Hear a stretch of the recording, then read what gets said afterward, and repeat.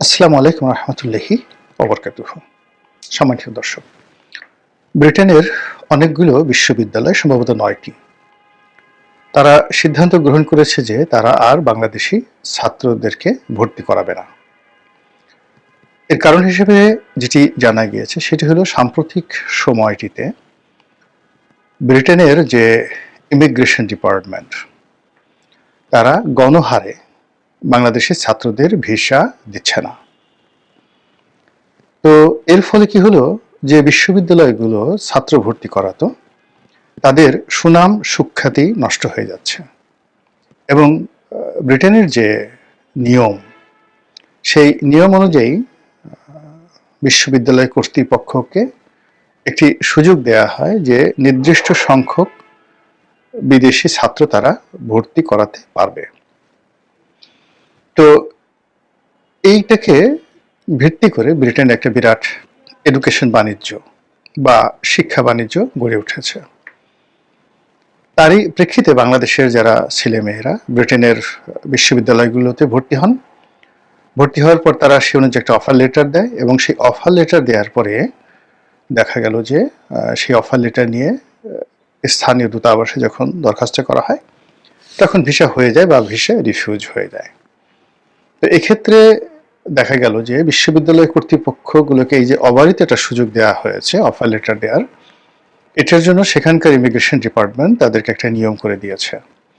সে নিয়ম হলো যে তারা যে সকল ছাত্র ছাত্রীদেরকে সেই ভর্তির জন্য অফার লেটার পাঠাবে, তারা যদি সেই গণহারে রিফিউজ হতে থাকে, সম্ভবত এটির সংখ্যা 5%, অর্থাৎ এই বছর ব্রিটেনের কোনো একটি বিশ্ববিদ্যালয় 100 জন ছাত্র ভর্তি করানোর জন্য অফার লেটার পাঠালো, এর মধ্যে যদি 5 জনের সেই ভিসার দরখাস্ত বাতিল হয়ে যায় তাহলে এটা মোটামুটি সহনীয়। কিন্তু যদি খুব বেশি ভিসার সেই আবেদন প্রত্যাখ্যান হয় এবং 5%-এর বেশি হয়, 10%, 20%, তখন সেই বিশ্ববিদ্যালয়গুলোর যে সুযোগ, আন্তর্জাতিক ছাত্র ভর্তি করার যে সুযোগ, সেটি নষ্ট হয়ে যায়। সাম্প্রতিক সময়ে যেটি দেখা গিয়েছে যে ওই 9টি বিশ্ববিদ্যালয়ের যে সকল যে বিদেশি ছাত্র ভর্তি করার যে তারা অফার লেটার দিয়েছিল, সেই অফার লেটারগুলোর মধ্যে 22% রিফিউজ হয়েছে এবং তার সবগুলোই বাংলাদেশের। ইট মিনস যে ধরুন ওই বিশ্ববিদ্যালয় যদি সারা দুনিয়া থেকে 100 জন সেই ছাত্রছাত্রী তারা ভর্তি করানোর জন্য অফার লেটার দিয়ে থাকে, তো সেই অফার লেটারগুলোর মধ্যে 22টি অফার লেটার বাদ হয়ে গেছে এবং এই 22টি অফার লেটারগুলোর মধ্যে আবার সবগুলি বাংলাদেশের। ফলে কেবলমাত্র বাংলাদেশের জন্য তাদের এই যে একটা বিরাট সুযোগ, আন্তর্জাতিক ছাত্র ভর্তি করানোর যে সুযোগ, তার সঙ্গে সঙ্গে তাদের ক্রেডিবিলিটি অ্যান্ড ক্রেডেনশিয়ালিটি, এটি মারাত্মক হুমকির মধ্যে পড়েছে। এর জন্য এই 9টি বিশ্ববিদ্যালয় তারা সিদ্ধান্ত নিয়েছে যে এখন থেকে তারা আর বাংলাদেশের ছাত্র ভর্তি করাবে না। এখন এই যে বাংলাদেশের ছাত্র ভর্তি না করানোর যে 9টি বিশ্ববিদ্যালয়ের সিদ্ধান্ত, একই সিদ্ধান্ত ওই বিশ্ববিদ্যালয়গুলো নিয়েছে পাকিস্তানি ছাত্রদের ক্ষেত্রে। এর কারণ হলো ব্রিটেন এখন পাকিস্তানের ছাত্রদেরকেও ভিসা দিচ্ছে না। তো ইংল্যান্ডে শত শত বিশ্ববিদ্যালয় রয়েছে যেখানে আমাদের ছেলেমেয়েরা পড়ে, অনেকে স্কলারশিপ নিয়ে যান, অনেকে সেখানে নিজেদের অর্থায়নে পড়েন, বিশেষ করে যাদের ইউকেতে আত্মীয় স্বজন আছেন বা বাংলাদেশে যারা টাকাওয়ালা, ধনসম্পদ যাদের অনেক রয়েছে, কিংবা যারা খুব ভালো ছাত্র, ভীষণ রকম ভালো ছাত্র, অক্সফোর্ড ক্যামব্রিজে পড়ার যাদের স্বপ্ন, কিংস কলেজে পড়ার যাদের স্বপ্ন, লন্ডন স্কুল অফ ইকোনমিক্সে পড়ার যাদের স্বপ্ন, তো এই স্বপ্ন পূরণের জন্য তারা জীবন বাজি রাখতে প্রস্তুত। এই 9টি বিশ্ববিদ্যালয় যে সিদ্ধান্ত নিল, এটি যদি অন্যান্য বিশ্ববিদ্যালয়গুলো নেয় এবং তার প্রেক্ষিতে যদি পুরো ব্রিটেনে বাংলাদেশি ছাত্রদের ভর্তির যে বিষয়টি এটি ঝুলে যায়, তাহলে এর চাইতে আর অবমাননাকর কিছু হতে পারে না। গত 14 মাস ধরে আমাদের পাসপোর্টের যে করুণ দশা, এটি কেবলমাত্র ভুক্তভোগী যারা তারা বলতে পারবেন, যারা নিয়মিত বিদেশ ভ্রমণ করেন, বলতে গেলে মাসে কয়েকবার করে। তো সেই সকল পাসপোর্টও এখন অনেক দেশ রীতিমতো ভিসা না দিয়ে ফেরত পাঠাচ্ছে। এর ফলে ব্যবসা বাণিজ্য তো মানে বন্ধ হচ্ছে, সারা পৃথিবীর যে দুয়ার বা সারা পৃথিবীর যে দরজা এটি ক্রমশ বাঙালিদের জন্য নষ্ট হয়ে যাচ্ছে। এবং যে সকল দেশে আমরা অহরহ যাই, ভারতের সাথে আমাদের ভিসা এখন নাই বললেই চলে। এর বাইরে সিঙ্গাপুরে খুব ঘন ঘন মানুষ, আমাদের দেশে মানুষ যাতায়াত করতে, মালয়েশিয়া, ব্যাংকক মানে থাইল্যান্ড, এরপর মালদ্বীপ, শ্রীলঙ্কা, এ সকল দেশে খুব অহরহ আমাদের যাতায়াত হতো। তো সেই সকল দেশে আমাদের এখন যে বিদেশ গমন এটা মারাত্মকভাবে কমে গিয়েছে।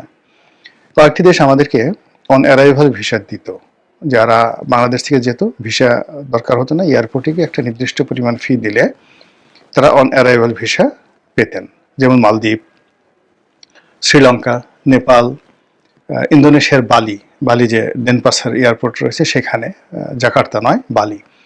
তো এরকম আরো অনেকগুলো দেশ আছে যেখানে অন অ্যারাইভাল ভিসা দেওয়া হতো। এখন বলতে গেলে সব অন অ্যারাইভাল ভিসা বন্ধ করে দেওয়া হয়েছে।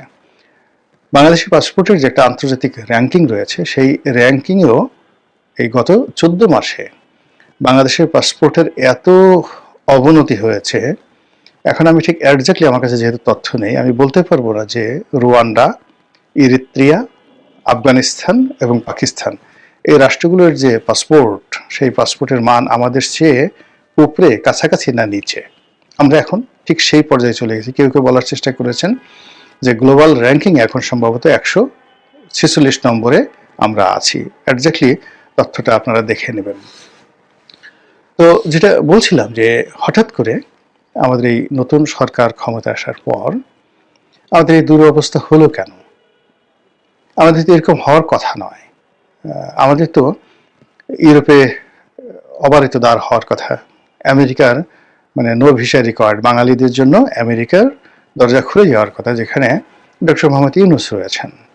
কাতার, তারপরে ফ্রান্স, ইউরোপীয় ইউনিয়ন, ডেনমার্ক, সুইডেন, মানে নরওয়েজিয়ান যে কোম্পানিগুলো রয়েছে, মানে কান্ট্রিগুলো রয়েছেন, স্ক্যান্ডিনেভিয়ান যে কান্ট্রিগুলো রয়েছেন, সেখানে তো ডক্টর মোহাম্মদ ইউনূসের সেই তার যে কোম্পানি, গ্রামীণ ফোনের যে যারা ওখানকার এজেন্ট বা প্রিন্সিপাল, তো তাদের যে দাপট ওই সকল অঞ্চলে, সেই দাপটের ফলে মানে টেলিনর কোম্পানি স্ক্যান্ডিনেভিয়ান দেশগুলোতে অত্যন্ত শক্তিশালী, ডেনমার্ক, নরওয়ে, সুইডেন, লুক্সেমবার্গ এই দেশগুলোতে। তো সেখানে আমাদের তো ভিসাই দরকার পড়বে না। সবাই বলবে যে বাঙালি যারা লোকজন আছে নিয়ে আসো সেখানে। এবং একটা সময় আমি সুইডেন অনেকদিন ছিলাম, তো সেখানে দেখেছি যে ওরা ওদের রাষ্ট্রের একটা মানে যাকে বলা হয়, ওরা মনে করে যেটা তাদের একটা রাষ্ট্রীয় সিদ্ধান্ত এবং পৃথিবীর উপর তাদের একটা দায়িত্ব।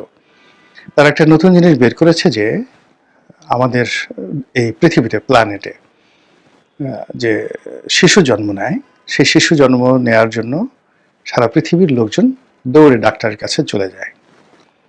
তো তারা মনে করে যে, তারা এটা গবেষণা করে বের করেছে যে একজন শিশুর জন্মগ্রহণ মানে একটা মেয়ের প্রেগন্যান্ট হওয়া থেকে শুরু করে ডেলিভারি পর্যন্ত এর 99% কাজ করেন একজন ধাত্রী। তো একজন ধাত্রী, আমরা যেটাকে গ্রামাঞ্চলে দাইমা বলি, তো সেই ধাত্রী, আমাদের বাংলাদেশের নার্স এবং ধাত্রী কিন্তু আলাদা, যেটাকে মিডওয়াইফ বলে। তো সেই ধাত্রীদেরকে সুইডেন বিনা পয়সায় তারা ট্রেনিং দিচ্ছে ওয়ার্ল্ড ওয়াইড, এবং এই ট্রেনিং দেওয়ার জন্য তারা লোক খুঁজে পাচ্ছে না। তা আমি যখন সুইডেনে ছিলাম তখন এই বিষয়টা নিয়ে মূলত আমার ওখানে একটা ফেলোশিপ হয়েছে, সেটা সেফ প্রেগন্যান্সির উপরে। তখন এই ধরনের কাজ যে প্রতিষ্ঠান করে, মামা মিয়া নামক একটি প্রতিষ্ঠান, যারা সুইডিশ সরকারের অর্থায়নে মানে এই ধাত্রীদেরকে, মিডওয়াইফদেরকে তারা ট্রেনিং দেয়। তো তারা বললো যে আমরা বাংলাদেশ থেকে তোমরা যদি দিতে পারো তাহলে বাংলাদেশে আমরা ইনস্টিটিউশন করব এবং আমরা প্রতি বছর অন্তত 2 লাখ মিডওয়াইফ, আবার বলছি 2 লাখ মিডওয়াইফ আমরা ওখান থেকে ট্রেনিং দিয়ে এনে ইউরোপের বিভিন্ন দেশে আমরা তাদেরকে নিয়োগ দিতে পারবো, যাদের ইয়ারলি স্যালারি হবে অ্যাটলিস্ট 1.5 লাখ ইউরো, 12 মাসের জন্য 1.5 লাখ ইউরো। মানে আমার মাথা খারাপ হয়ে গেছিল এই কথা শুনে যে এত বড় একটা সম্ভাবনা আমাদের জন্য অপেক্ষা করছে। কিন্তু আমি ফিরে আসার পরে দেশের রাজনৈতিক পরিস্থিতি আওয়ামী লীগ থেকে সেই দূরে, এরপরে 2014 সনে ইলেকশন না করার কারণে আমি আসলে এই জিনিসটা বাস্তবায়ন করতে পারিনি। তো যদি আমি আসলে রাজনীতিতে থাকতাম, আমি এই জিনিসটি করতে পারতাম সুইডিশ গভর্নমেন্টের সাথে ওই কোঅপারেশন করে। এখানে সুইডিশ যে বাংলাদেশে রাষ্ট্রদূত রয়েছেন বা এখানে যে দূতাবাস রয়েছেন, তারা এই ব্যাপারে একেবারে উদার, এত উদার যেটা বলার মতো নয়। তো সেই কাজটি ডক্টর মোহাম্মদ ইউনূস, যেহেতু সুইডেনের সাথে ঐতিহ্যগতভাবে তার একটা ভালো সম্পর্ক হবে, এ কারণ হলো টেলিনরকে তারা তাদের জাতীয় প্রতিষ্ঠান হিসেবে মনে করে সুইডেন, যদিও এটা নরওয়ের প্রতিষ্ঠানও না। এটা টেলিনর মূলত সম্ভবত ডেনমার্কের একটি প্রতিষ্ঠান। তো এনিওয়ে, এখন সেই জায়গাতে ডক্টর মোহাম্মদ ইউনূস সুইডেনে এত সুযোগ রয়েছে, নরওয়েতে এত সুযোগ সুবিধা রয়েছে, তারপরে ডেনমার্কে তো অবারিত। ডেনমার্কে যে কত সুযোগ রয়েছে এটা বলার মতো নয়। ইউরোপের যে বড় বড় কোম্পানিগুলো, এসব কিন্তু ডেনমার্কের। তো সেই দিক থেকে সেই কাজগুলো ডক্টর মোহাম্মদ ইউনূসের জমানাতে না হয়ে উল্টো এখন আমাদের জন্য যে সকল দরজা খোলা ছিল আওয়ামী লীগ জমানাতে 15 বছর ধরে আমরা বুক ফুলিয়ে ফুলিয়ে চলতাম, আমরা যে শ্রীলঙ্কাকে ঋণ দিয়ে বাঁচিয়ে রেখেছিলাম, এখন সেই শ্রীলঙ্কা আমাদের টাকা ফেরত দিয়ে দিয়েছে এবং একই সঙ্গে এখন বলছে আমাদের দেশে যদি তোমরা আসো এসে আর যাবা না, এই জন্য তোমাদেরকে আমরা আর ভিসা দেব না। এই যে অপমান, এই অপমান কল্পনাই করা যায় না। কেন এরকম হলো? এখন বোঝার চেষ্টা করুন যে আমাদের দেশের ধনিক সম্প্রদায়, তারা তাদের ছেলে মেয়েদেরকে সাধারণত ইংরেজি মাধ্যমে পড়ান। তাদের একটা উদ্দেশ্য থাকে ছেলে মেয়েকে বিদেশে উচ্চশিক্ষার জন্য পাঠাবেন। কিন্তু এ লেভেল করার পরে বা ও লেভেল করার পরে সাধারণত আমাদের যে ধনাঢ্য শ্রেণী, তারা যে বিদেশে পাঠায়, যারা এই টোটাল সোসাইটিকে বাঁচিয়ে রাখে। তো এই মানুষগুলোর মধ্যে একটা ফ্রাস্ট্রেশন শুরু হয়ে যাবে, তাদের মধ্যে একটা অপমান বোধ কাজ করবে যে টাকা পয়সা রোজগার করে লাভ কি, তারপরে যেখানে সম্মান নেই, মর্যাদা নেই, এই অর্থ দিয়ে কি হবে। ফলে যে যার অবস্থানে কিন্তু কাজকর্ম বন্ধ করে দেবে এবং এটি আমাদের যে ন্যাশনাল গ্রোথ, জাতীয় অগ্রগতি, এটি থেমে যাবে। এখন এই যে কাজগুলো হচ্ছে, এটাই কূটনৈতিক অদক্ষতা কিংবা আসলে ত্রুটিটা কোন জায়গাটাতে, এটা কেন সরকারের কর্তা ব্যক্তি যারা আছেন তারা বুঝতে পারছে না। এখানে মিস্টার তৌহিদ আছেন, পররাষ্ট্র উপদেষ্টা, তিনি একজন ঝানু কূটনীতিবিদ এবং অতীতে যারা পলিটিক্যাল সেই পররাষ্ট্রমন্ত্রী এসেছেন, তাদের চাইতে মিস্টার তৌহিদের আরো ভালো করার কথা। 2 নম্বর হলো যে অতীতে যারাই প্রধানমন্ত্রী হয়েছেন, 91 থেকে খালেদা জিয়া বলেন, শেখ হাসিনা বলেন, শিক্ষা দীক্ষায় আন্তর্জাতিক কানেকশনে ডক্টর মোহাম্মদ ইউনূস নিঃসন্দেহে একজন অনন্য ব্যক্তিত্ব।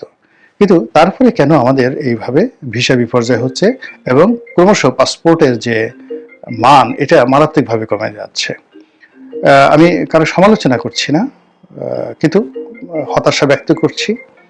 আমি খুব আশাবাদী যে আমাদের যে সরকার, সেই সরকার বিষয়টি খুব, যাকে বলা হয়, সিরিয়াসলি দেখবেন এবং এটি যে 9টা বিশ্ববিদ্যালয়, ব্রিটেন যে 9টি বিশ্ববিদ্যালয়, এই বিশ্ববিদ্যালয়ের মধ্যে যেন সীমাবদ্ধ থাকে এবং এই বিশ্ববিদ্যালয়গুলোর সঙ্গে কথা বলে, ব্রিটেনের যে ইমিগ্রেশন ডিপার্টমেন্টের সাথে কথা বলে সমস্যাগুলো সমাধান করার জন্য সরকার কার্যকর ব্যবস্থা নেবে। আদারওয়াইজ যখন দেবালয়ে আগুন লাগবে, তখন কিন্তু জনপদ আর মানে স্বাভাবিক থাকবে না। ব্রিটেনের মতো একটা রাষ্ট্র দিয়ে যদি এই দুর্গতি শুরু হয় এবং তাও আবার বিশ্ববিদ্যালয় থেকে, তাহলে আর মুখ দেখানোর কোনো জায়গা থাকবে না। আল্লাহ আমাদের সবাইকে হেদায়েত দান করুন এবং হেফাজত করুন। আসসালামু আলাইকুম ওয়া রাহমাতুল্লাহি